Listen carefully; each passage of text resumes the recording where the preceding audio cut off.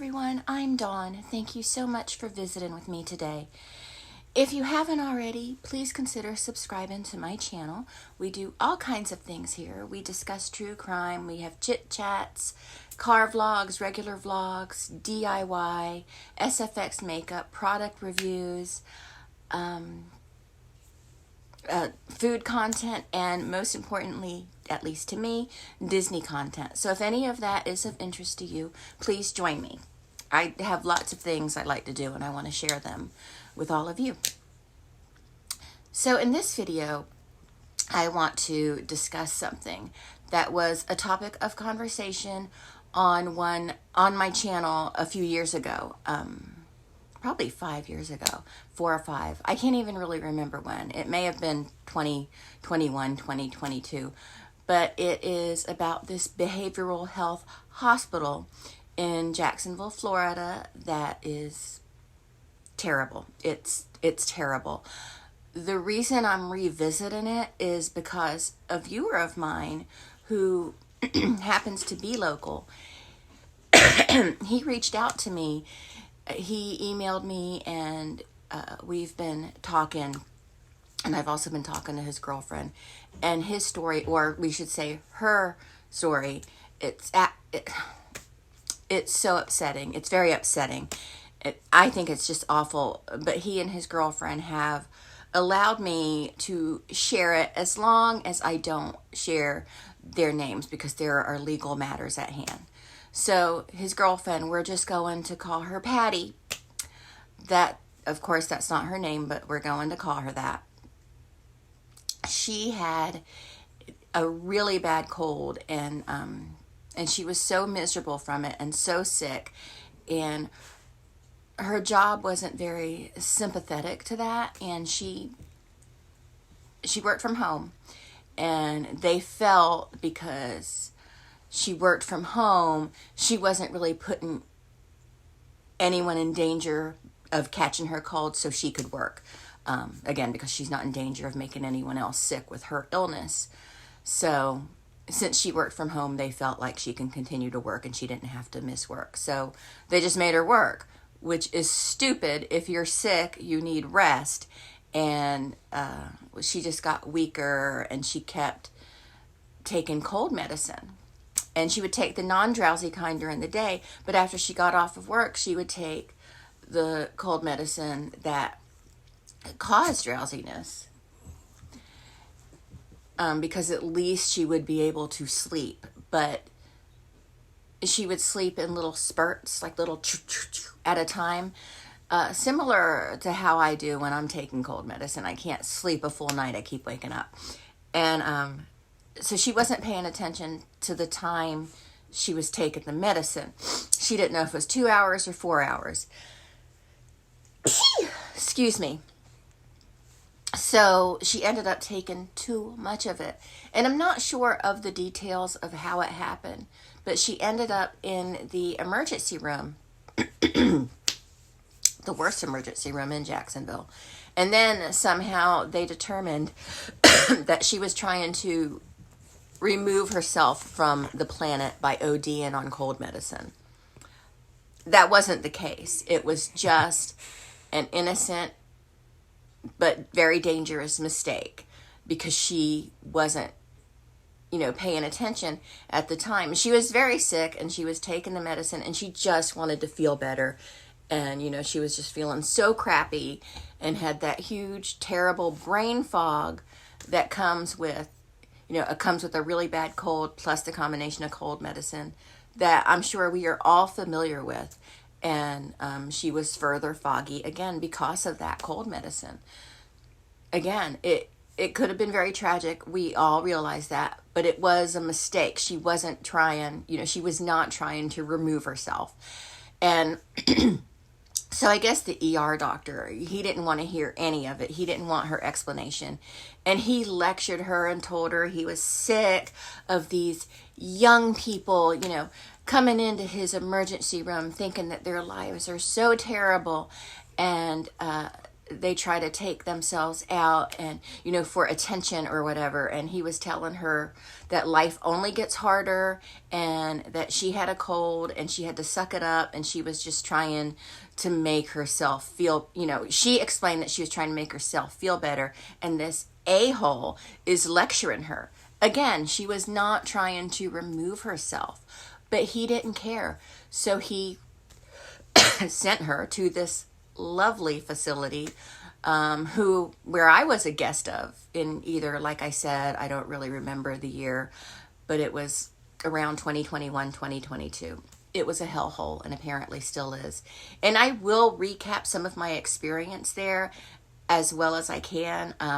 I don't remember details. I'll try to put the link to my video about it in the description, and there might be some discrepancies because of my memory. So the ER doctor sent her there. The ER she went to was at the hospital, not attached to the behavioral health facility, but very nearby. The hospital actually had its own behavioral health within the hospital. He didn't send her there. He sent her to this hellhole, and I wonder if that ER doctor got some kind of under-the-table compensation for sending patients to that facility. I wonder. So she was transferred there by ambulance, even though it was literally next to the hospital. And the police met her there. And she said the police officer who interviewed her was like, "So you were trying to remove yourself?" And she said, "No, I have a really bad cold. I wasn't focused, I wasn't paying attention, and I took too much cold medicine and made myself sick." And her boyfriend was at the facility while she was being interviewed, by the cops, but they kept them separated. And it was such an incredible waste of resources. It really was. These cops could have been, solving real crimes. But you have to remember, she's very sick with a cold, spreading these germs, and she's aware of that. But none of these people involved seem to care. They don't care. And her boyfriend is still thinking she'll be sent home. The cops will listen and she'll be sent home. And we'll call him Tony. Tony and Patty. But Tony told me 2 orderly type men walk into the room that she's talking to the police officer in. And they walk out with her between them. And Tony tries to walk up to her, and the police officer tells him that he could leave. Tony was pissed. He said he told them she's sick. She just took too much cold medicine. This is ludicrous. She's not trying to remove herself. And he's just poo-pooed. He's just dismissed. And they do intake, and she's admitted to River Point. They do actually threaten to arrest Tony for causing a problem. But it's River Point Behavioral Health in Jacksonville, Florida. I want to call them out. I want that clear. It is River Point Behavioral Health in Jacksonville, Florida. If you've seen the movie One Flew Over the Cuckoo's Nest, accurate. That is actually, no, it's not accurate. I think that this place, again, River Point Behavioral Health in Jacksonville, Florida, is worse than any mental health facility you've ever seen in a movie. I haven't seen all the mental health movies, but I'm just saying from what I've seen. They don't care about helping people. Okay. Basically, let me just get right down to it, and we'll read some articles about this too. If you have insurance, they swear they don't do this, but they do. They will keep you for however long your insurance will cover the stay. For example, my insurance covered 5 days, 120 hours, and that is exactly how long they kept me. And I did not belong there. For Patty, her insurance also covered 5 days, 120 hours, and they kept her the full 5 days, even though they all knew she just needed to get better from this terrible cold. Another lady I met when I was there, again, I don't think she belonged there. Not that I'm a mental health professional, but neither were anyone that worked there. She was there because her sister had her admitted because she said she messed up her dosage, her medication on purpose, which, according to her, she did not do. She was there for 72 hours, 3 days, which, and she confirmed this with me, she told me after she had got out, she emailed me and told me that this is what her insurance covered, 72 hours. And that is exactly how long she was there. And that story is really sad because she was an older woman, and she was taking care of her husband, who was much older than her. He was in his 90s, she was in her 70s. But so sad. So she was his caregiver, and no one made arrangements for someone to take care of him. Because they take care of all your, any way that you have to get in touch with somebody when you're in this place. So while she was in this facility, no one was there to clean him up or feed him. She told me he had not eaten or been cleaned for those days that she was in this shithole. I think that's so sad. Oh, and while I was there, a really obnoxious guy who clearly had serious mental issues he was brought in. He was out within a few hours. You know why? He didn't have any insurance. He didn't have insurance. So they didn't keep him because it wasn't going to benefit them. He belonged there for sure. He needed help, but they got rid of him. Also, when I was there, some male patient threatened a female patient in front of staff to R-word her, and they said nothing. They didn't say anything. The staff said nothing. And another patient, this really big man, he stood up to him and told him, and I'm just quoting him, "You ain't gonna do shit to her. I'll put you through the MFN wall if you go near any of these ladies." And then the staff reprimanded him, but not the pig who threatened to R-word another patient. The big guy, he was cool. He said something like, "His neck will be broken before any of you stop me." So, but he was pretty cool. I don't think he belonged there either. He was just coming off of alcohol, so he was having issues with that. And I was thinking, this one I like.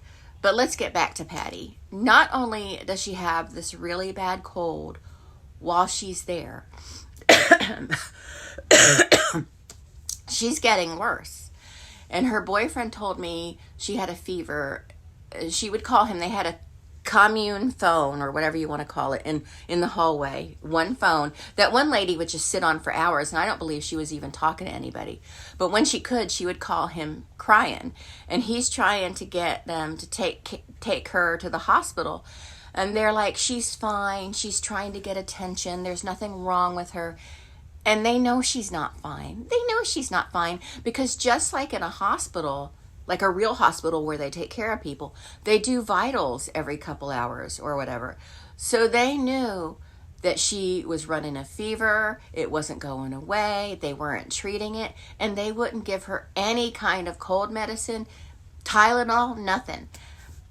They wouldn't give her anything to help her feel better, nothing at all. And not only that, but she was exposing all of these other patients as well as staff to her illness. Nobody cared. They kept her there for 5 full days. And when they discharged her, Tony took her to a different ER. He told them what had happened, and they examined her. They gave her a chest x-rays, and she had a very serious case of pneumonia.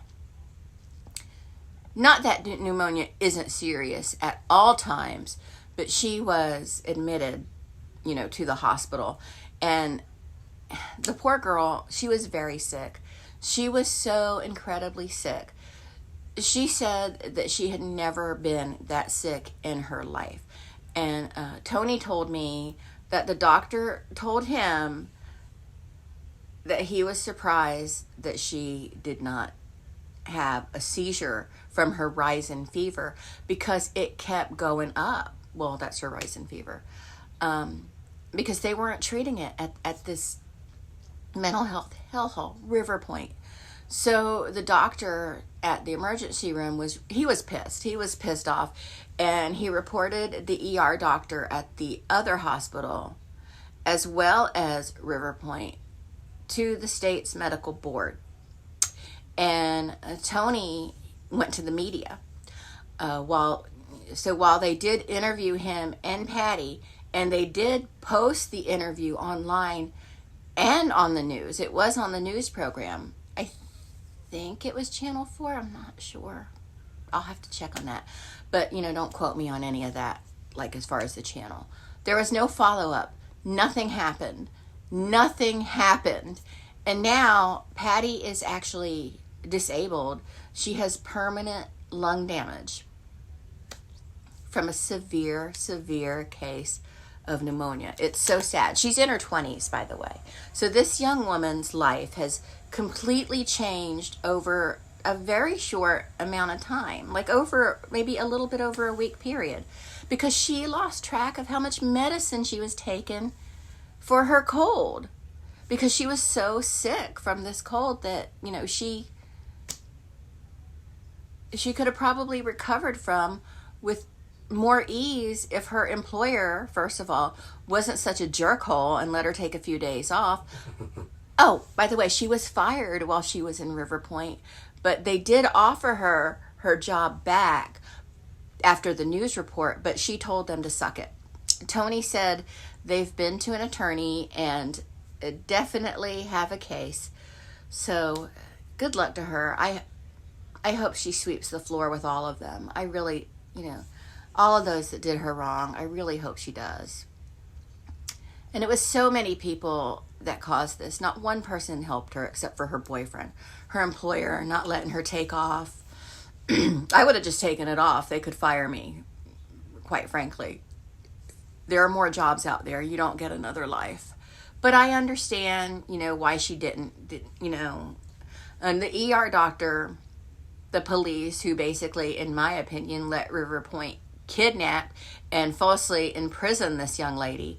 And they didn't provide her medical treatment. And River Point also victimized her, which is par for the course with River Point. River Point has been in hot water before, several times before, and they continue to be a blight on the mental health industry. I hate calling it an industry, but in Florida. I'm going to read to you from this news article by Action News Jax in 2017. The Department of Children and Families Substance Abuse Mental Health Program Office, that's a mouthful, launched an on-site investigation at River Point Behavioral Health because of Action News Jax's stories about patients' complaints from that facility. Amber Stanley is one of dozens of patients at River Point Behavioral Health and Wakiva Springs Center, we can't forget them, who have, who've come to Action News Jax since our original story aired, saying that they were held against their will longer than medically necessary, absolutely, so the facilities could milk their insurance payments, their insurance companies, for everything they're worth. And yes, that's what they do. I have found in talking to people about this place, whatever their insurance covered is how long they stayed. If they needed more time, too bad. If they didn't need any time, too bad. They're staying for the exact amount of time the insurance company will cover. The allowable maximum. They sure are. So both facilities are owned by national chain Universal Health Services. So watch out for them. They're national. Here is the article that jump-started this BS investigation on that obviously one-sided, sided with the facility, because those responsible for investigating only stand to gain financially if they don't find a problem. You know what I'm saying? While I read the articles, while I read the articles, I will be interjecting my own experiences and comments, so I hope it doesn't get too confusing. Hi, Django. So here we go. A Jacksonville mental health facility is accused of abusing patients' rights and defrauding insurers to make money. Action News Jax spoke with BuzzFeed. It started on BuzzFeed. BuzzFeed News, which conducted a year-long investigation and interviewed nearly 300 current and former staff, patients, and government investigators. Many of them accuse the mental health facility chain, Universal Health Services, of prioritizing profits above patients' well-being. That is true. I don't care what anyone says. I don't care what the investigation uncovered.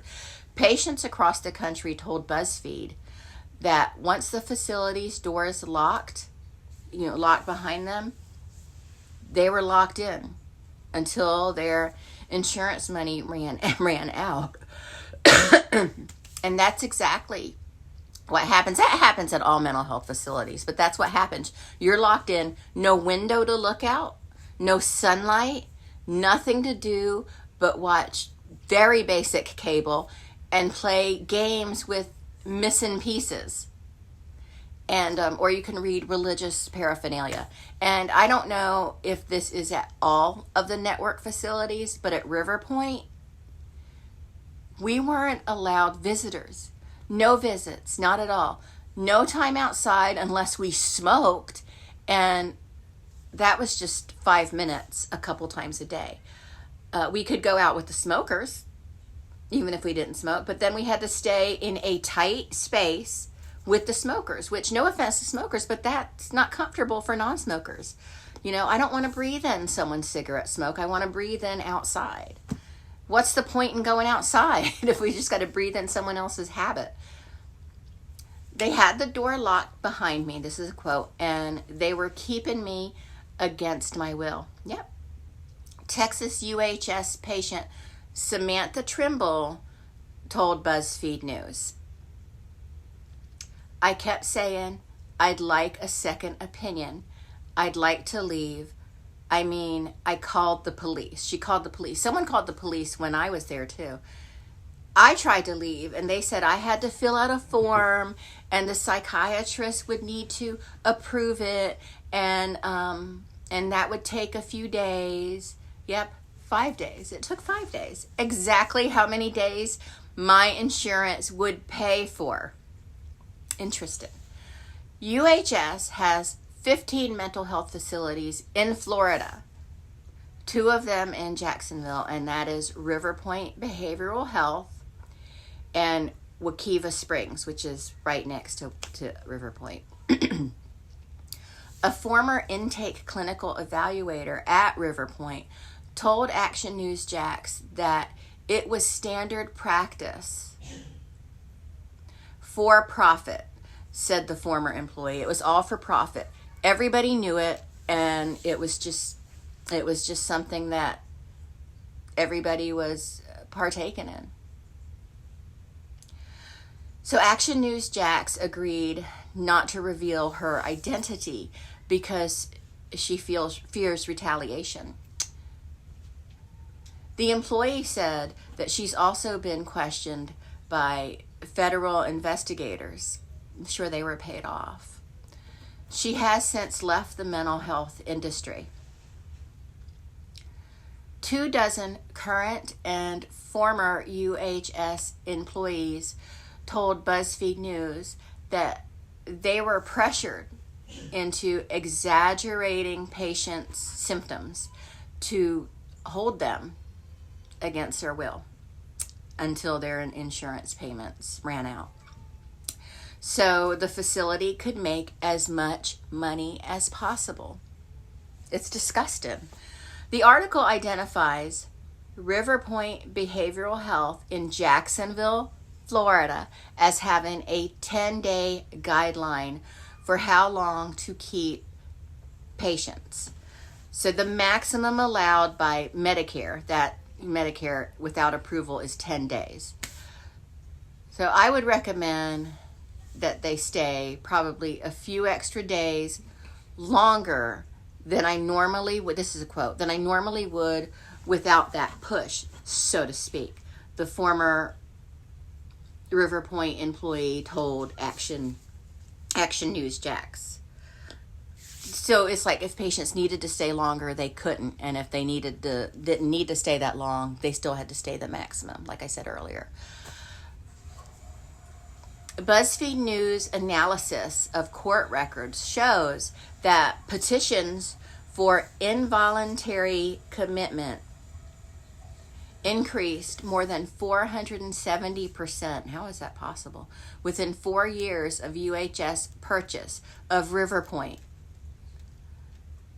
According to BuzzFeed News, the number of Medicare patients, they like the Medicare ones because they pay for 10 days, who stayed for 10 days or more at River Point nearly doubled in the year that UHS bought the hospital. That's odd, isn't it?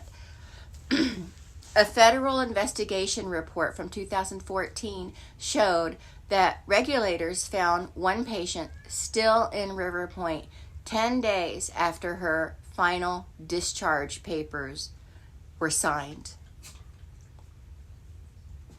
The federal regulators also discovered that River Point was over capacity and saw mattresses without sheets or pillows on the floors, what mattresses, of patient rooms. So one night when I was there in the middle of the night, like 3 o'clock in the morning, a nurse came in and woke me and my roommate up and said we had to move to different rooms because a male patient was admitted and they had no place else to put him. So they had to put him in our room, so we had to leave. I had to get up after they've medicated me, because we're medicated. I had to gather all my stuff, my blanket, my sheet, my towel, my pillow, and my miscellaneous belongings, and move to another room at like 3 o'clock in the morning. And it then took forever for me to fall back to sleep. And at 7 in the morning, they tried to get me up to go to breakfast. And I stayed in bed. I wasn't going to get up. I'm a grown-ass woman. If I want to sleep, I'm going to sleep.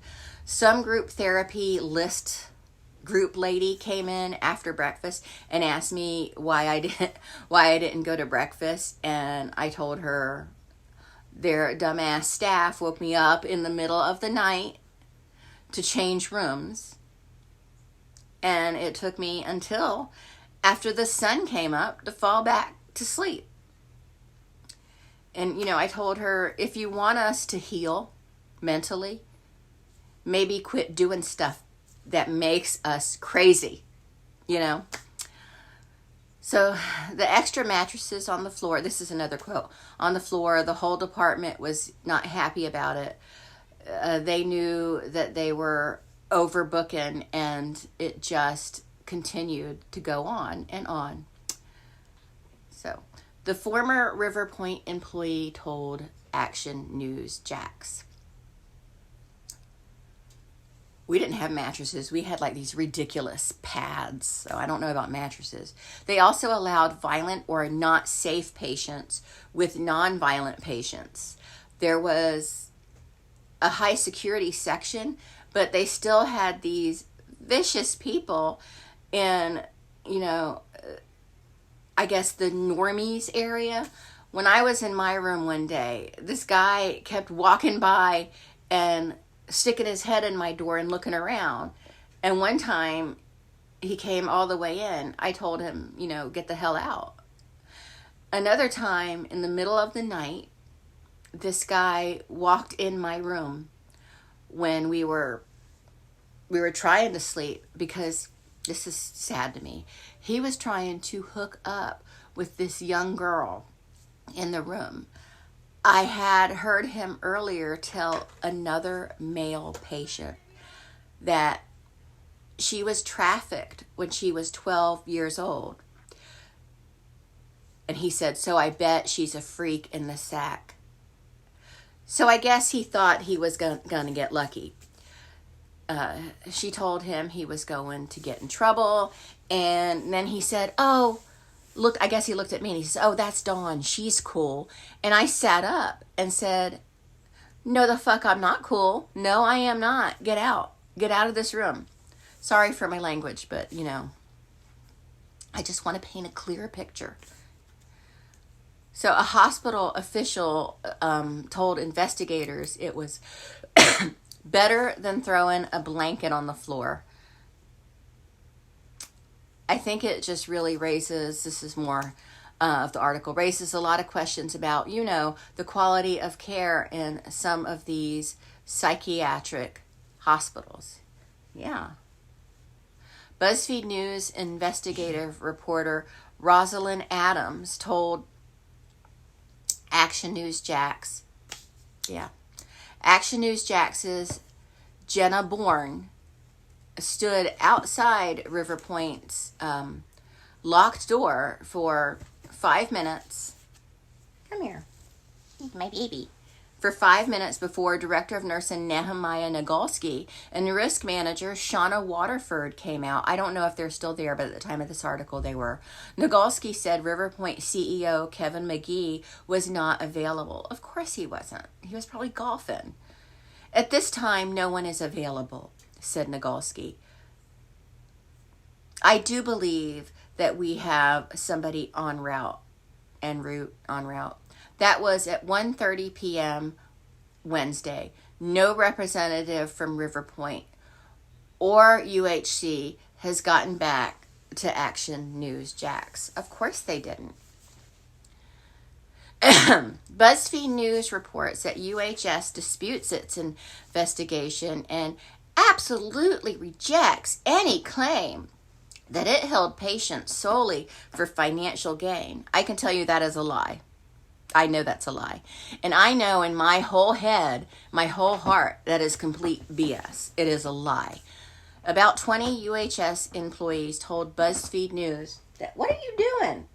Told BuzzFeed News that the company operates ethically and provides high quality care. No, they do not. No care at all. I wonder how much they got paid to say that, because they do not provide any care whatsoever.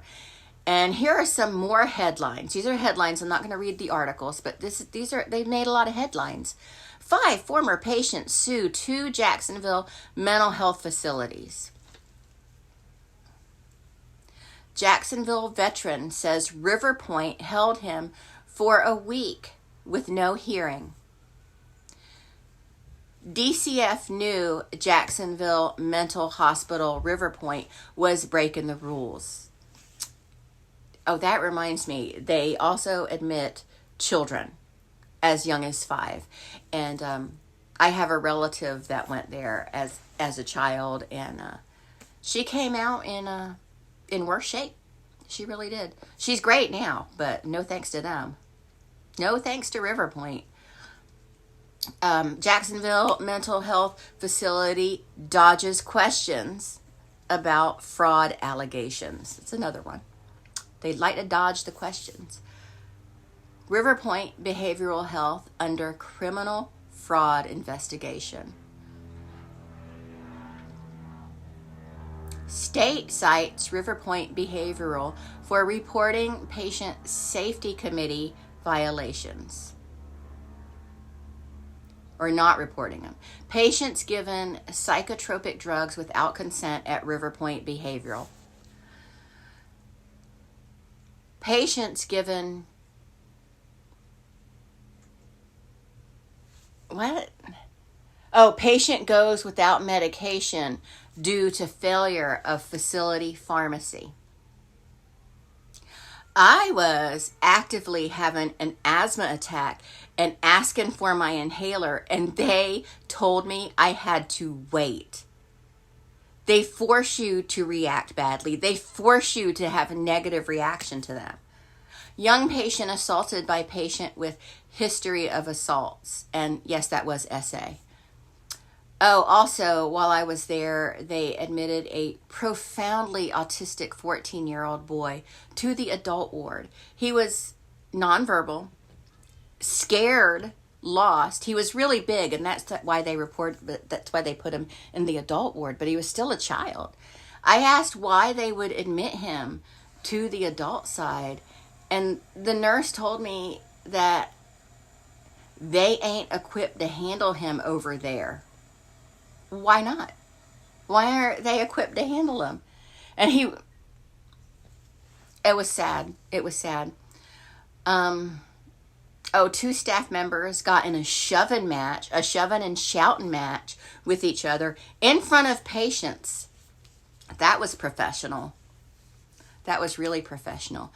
Now, they provided snacks, and I'm not one to complain about, being provided snacks or food, but it was always cookies, cakes, muffins, and I can't really eat that type of thing. So I asked if my husband can bring some snacks up for me, and they said yes. But when he brought some things for me, the person at the front took them from him and said they get them to me, and they went missing. My healthy snacks went missing.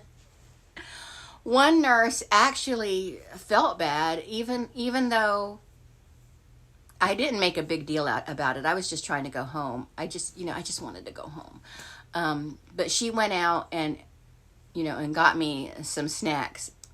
That was really nice. That was really sweet of her. She felt really bad.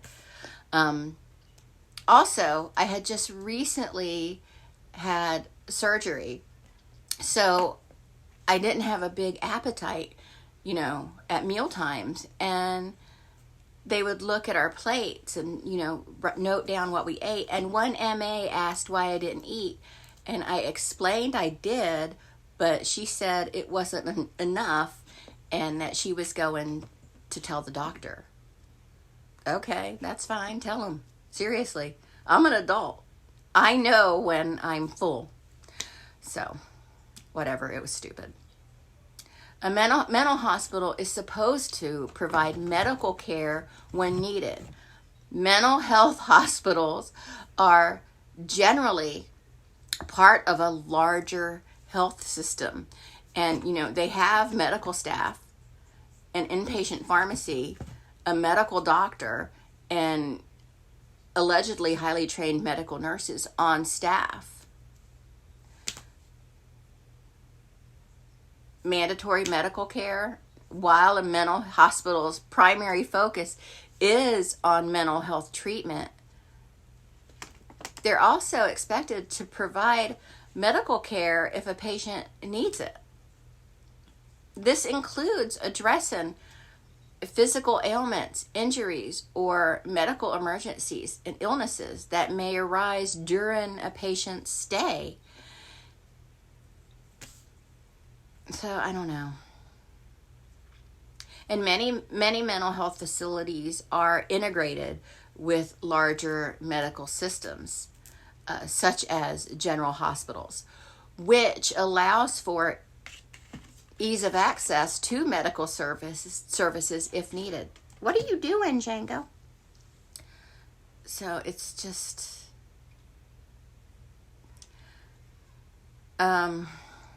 it was just a nightmare experience, and way worse for Patty.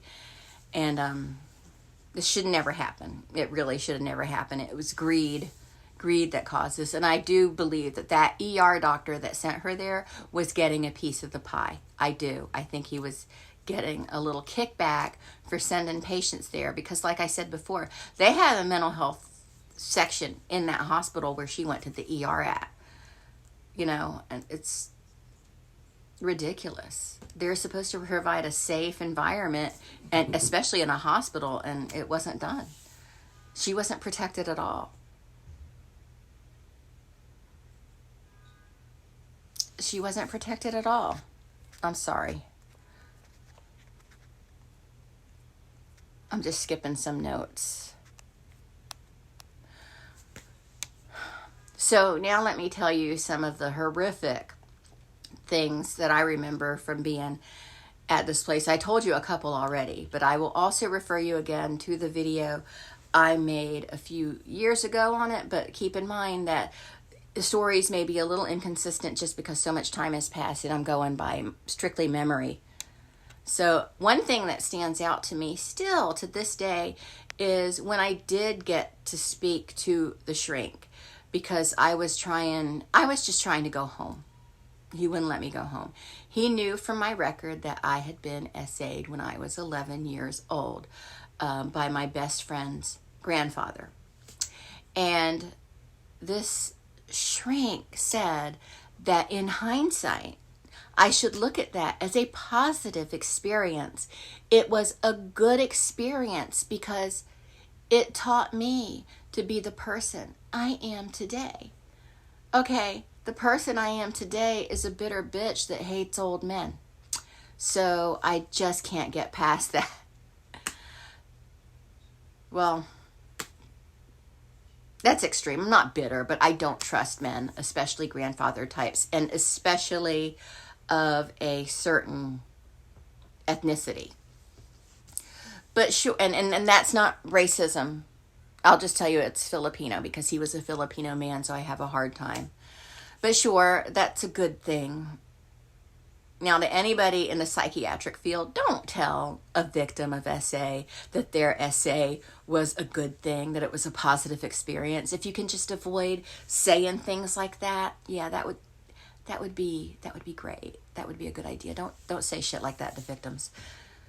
I had to sit in a chair in the hallway for 4 hours while I waited for someone to process me. I couldn't even go in the TV room or go to the bathroom. This very nice man, the one who was going to kill the guy for threatening to R-word the other patient, he saw me sitting there and he felt bad, so he brought me a bottle of juice. So that was nice, but I wasn't allowed to go to the bathroom. But yeah, I had to sit in this little metal chair for hours. Not that big of a deal when it comes down to everything else, but I was scared. I was in this new place, had no idea what was going on. I was surrounded by crazy people. Not to be mean, but the truth is what it is. And I know this may be an outdated thought process, but myself, I had a real problem with women and men being housed together. I had a problem with that. We're all given literature about how we are not to have relations with each other, which I get it. I know what happens in these hospitals. Trust me, that was never going to happen in my case. And I think it's a safety issue housing these people, men and women together. And this may be unfair of me, but I personally don't want to mix with men in a mental hospital. I really don't. That added to the unsafe feeling. Sorry, I got cut off. I don't want them to have such easy access to my person. It just seems unsafe and inappropriate. Again, I know that's dated, but that's how I feel. Especially after what I heard that other guy say, because he wasn't the first one to ever say anything like that. And he's probably done something like that before. And I do know for a fact, because there is an article about it, that at least one patient was SA'd by another patient in that facility in the last few years. And I'm sure it's been more than one. They cover it up. Again, I'm not saying that the way I'm thinking about this is fair, but I personally think that males and females should be separated in this type of setting. I do.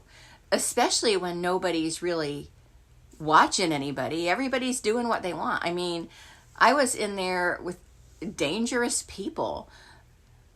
Most of the people were really great. And we actually follow each other on socials now, because none of the ones I befriended, I even feel belong there. But some of them were seriously, seriously mentally ill. Not that depression and bipolar and, getting triggered isn't serious, but I'm talking mental illnesses beyond that.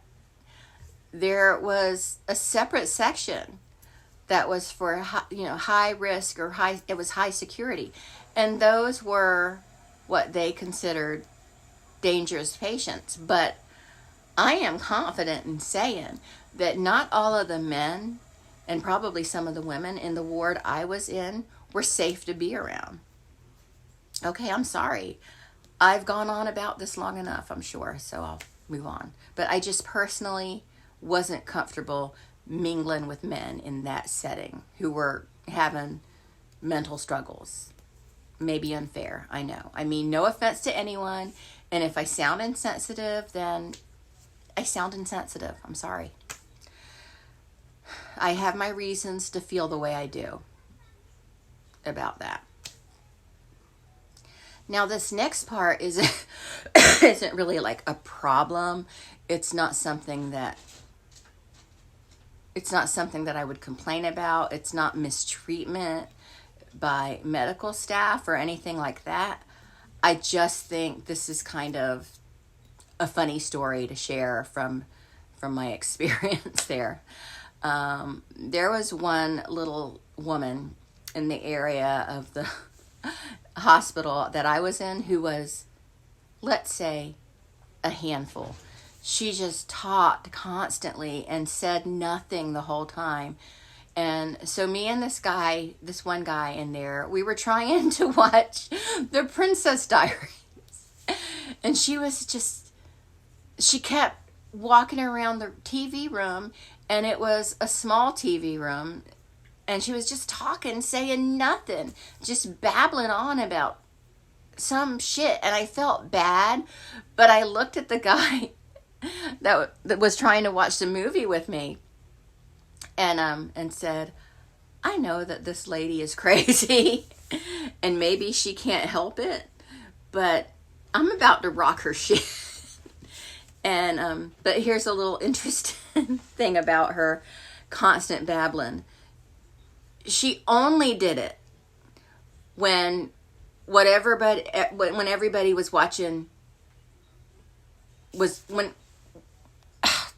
She only did it when everybody was watching TV, like when people were trying to concentrate. And she would be quiet during commercials. And then as soon as the movie or television show started back up again, she'll be standing up, walking around, wandering around the room, just babbling. So something tells me she knew what she was doing. But finally, the guy that I was watching The Princess Diaries with, he looked at her and said, ma'am, I am so sorry. I don't want to hurt your feelings, but we're trying to watch this movie. Can you please shut up? He told her she was being very rude. And could you please be quiet or leave? And she shut up and she sat down. But then after a couple seconds, she, with her hands, crossed, like she was throwing a fit in front of her. And then she stormed out of the room like she was crying. And it was so weird. And I know she's crazy. I can't be mean, but I am. I know. And we were just like, okay, good. She's gone. We don't have to worry about her right now. She chose wisely. That poor lady. But she knew what she was doing. She totally knew what she was doing. And I was shocked when I found out she was 10 years younger than me, because she looked like she was easily in her 70s. I thought for sure she was way older. No, she was 10 years younger, unless she was lying. But she was a little shit starter. She really was. She was trying to stir shit up every day. She was always trying to start shit with people or among people. And I know I told y'all about my inhaler. We don't have to talk about that again. I did eventually get it, but that was And I don't know why they didn't just let me keep it. It was a tiny little thing. It wasn't like I could hurt anybody with it. So, but them telling me I would have to wait, I'm like, no, it's happening now. I need it. It was just, Django, you're making me crazy. So I'm like, well, if I'm going to have to wait, then y'all are going to have to call an ambulance. How about that? And I did complain to the psychiatrist about that, and he told me, well, they're just really busy up there. Yeah, they should be busy taking care of the patients. Is that not their job? And when the patient is in the throes of an asthma attack and they ask for their inhaler, their job should be to stop what they are doing for a minute to get that inhaler. And the red tape when you want to check yourself out is ridiculous. And it's all about getting that money. It's all about getting that money. They're like, well, we need to keep her here. We can't let her go. They're going to pay this much of this bill and blah, blah, blah.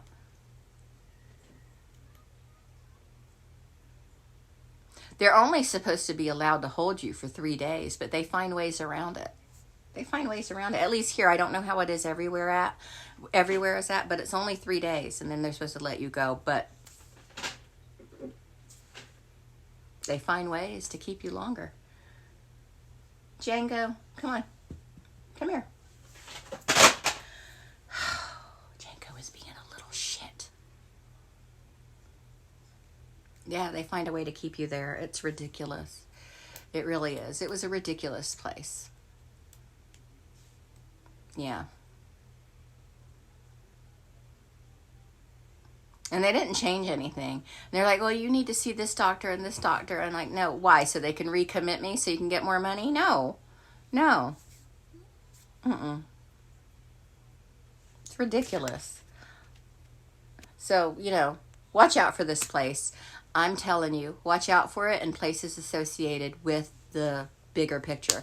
But anyway, that's really all I have to say about it. I am disgusted how this young couple were treated, especially Patty, and I'm really sad, and I find it quite depressing that she is disabled now. And this all took place over a very short amount of time.